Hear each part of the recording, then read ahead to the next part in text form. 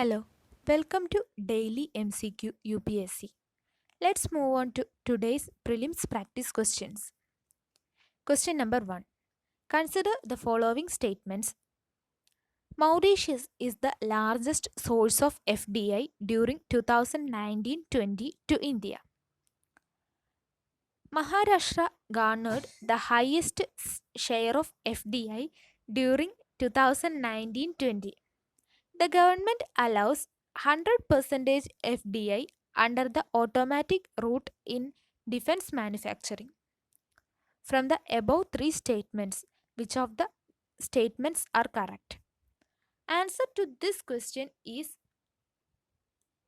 option A, that is 2 only. That is, from the given statements, second statement is correct and the first and the third statements are incorrect. According to the data released by the Department for Promotion of Industry and Internal Trade, FDI into India jumped 13% in the financial year 2020 compared to the previous years. Singapore remained the top source of FDI, followed by Mauritius. So it is Singapore is the largest source of FDI.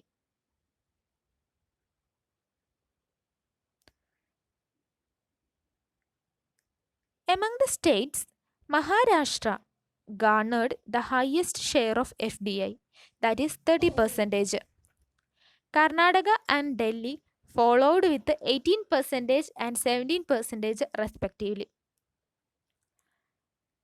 In a big push for Make in India for the defense sector, the finance minister recently announced raising the foreign direct investment limit in the defense sector in India under the automatic route from 49% to 74%.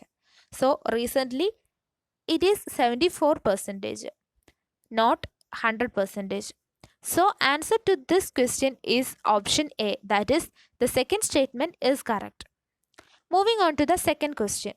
Consider the following statements with reference to the public distribution system, that is PDS in India. The PDS is an Indian food security system established under the Food Security Act 2013. The identification of eligible families, issue of ration card, and supervision of the functioning of fair price shops is done by the central government. Which of the above statements are correct? Answer to this is option D, that is neither one nor two statement is correct. Both are incorrect. The PDS system in India is a food security system established under the Ministry of Consumer Affairs, Food and Public Distribution. The PDS is operated under the joint responsibility of the center and state government. PDS is launched in India in 1997 and is administered under the Public Distribution System Control Order 2001, notified under the Essential Commodity Act 1955. So, statement 1 is incorrect, and also the operation responsibilities of this PDS include allocation within the states, identification of eligible families, issue of ration cards, and supervision of the functioning of fair price shops, etc. are done or rest with the state government, not the central government. So answer to this is both the statements are incorrect. So option D is correct. Question number 3. In the context of the modern Indian history, MacDonald Commission is related to police reforms, famine relief strategy, currency situation in India, labor reforms. Answer to this question is option B, that is famine relief strategy. Following the famine of 1899 to 1900, the government of Lord Curzon appointed MacDonald Commission. So answer to this is option B. Moving on to the fourth question. Consider the following statement with respect to the chairman of Legislative Council. She or he is nominated by the governor on the recommendation of the state cabinet. She or he is removed by a resolution passed by the simple majority of the council. Which of the above statements are correct? Answer to this question is option D. That is, both the statements are incorrect. Article 182 of the Indian Constitution mentions about the Legislative Council chairman. The chairman is thus elected by the council itself from its members. So the statement 1 is incorrect, and the chairman, that is she or he, is removed by the resolution passed by a majority of all the members in the council. Such a resolution can be moved only after 14 days prior notice. So answer to this is option D. Question number 5.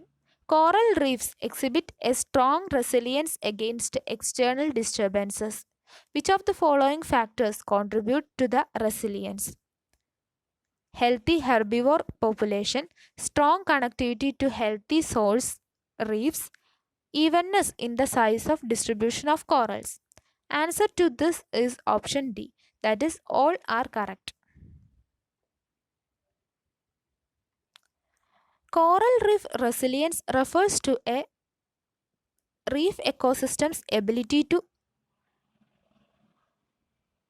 recover from a disturbance and also recover towards a coral rich state and to maintain morphological diversity as opposed to shifting to an algal dominated state or a single coral morphology. Some indicators of a healthy and resilient coral reef include healthy herbivore population, strong connectivity to healthy source reef, and also evenness in the size distribution of corals. So here all the given statements are correct. So answer to this is option D. With this, today's session is over. If you like our video, please subscribe our channel. Also like, comment and share our videos. Click on the bell icon to get further updates. Thank you.